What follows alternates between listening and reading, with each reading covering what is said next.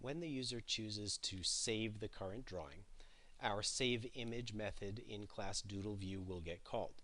Now, what we're going to do is use what's known as a content resolver to help us determine where to place this new content onto the device for storage purposes.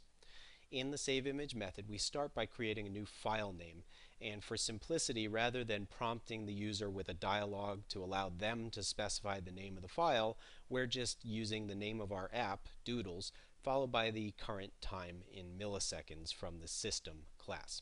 And of course, the current time is constantly changing, therefore this helps create a unique name for every image that we save. Now at line 224 through 227, we create a content values object and configure it. The content values object is used by the content resolver to obtain a URI representing the complete path and file name of the new file that we're going to create. And we specify the data as key value pairs using the put method of the content values object.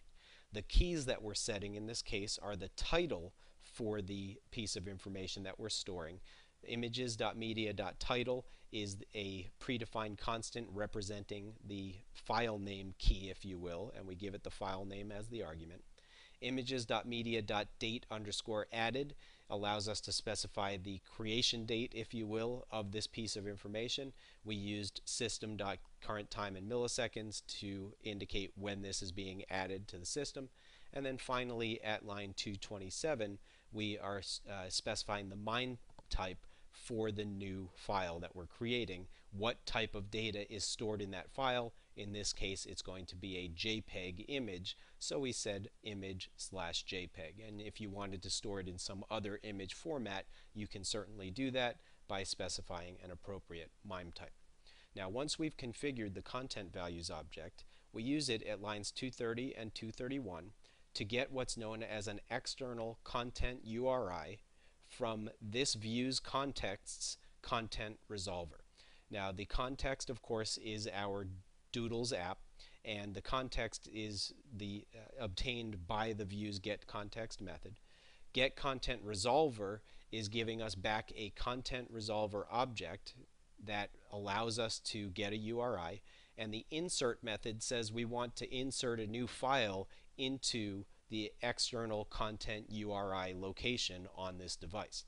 Now, normally that means an SD card on the device, but that's not necessarily the case because some phones and tablets and other devices don't have SD cards, but yet still have storage space where you can save that image. So if there's an SD card available, I will get back a URI representing this new file's location in the media store of the SD card. If there is not, it will give me back a URI representing the media store on the device where I can place the file. And values specifies the information about the file that we configured up above. Now, the next step is to actually write the image data into that file. And in order to do that, of course, we need an output stream in which we can write those bytes and they will be stored into the file for us.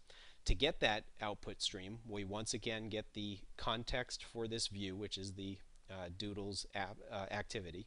We get the content resolver from that activity, and we open an output stream with the specified URI. If that is successful, we have opened the file for output, and line 240 is going to perform the output.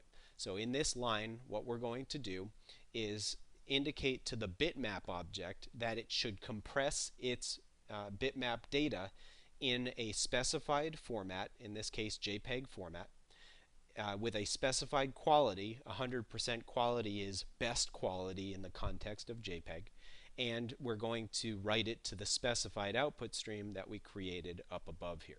So bitmap.compress writes out the actual bytes to the specified location.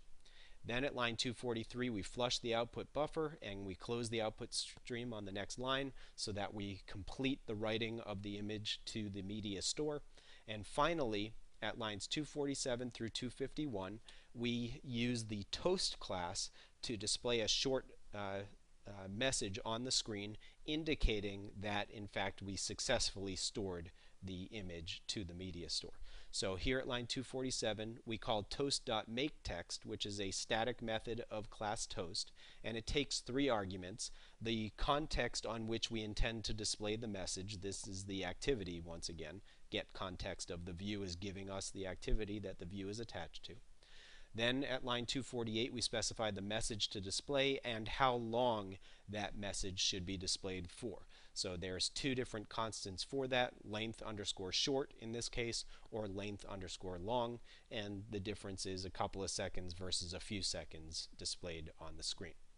You can specify where to display the toast as well. Here we're setting the gravity of the message object, and by saying that we want to center at the x offset divided by 2 and the y offset divided by 2, that says that we want to place the message directly in the center of the screen. And then finally at line 251 we show the message which physically displays it. Now if anything went wrong in the try block, we will skip the rest of the try block and catch the IO exception that occurred and display a separate toast indicating that we were not able to save the image.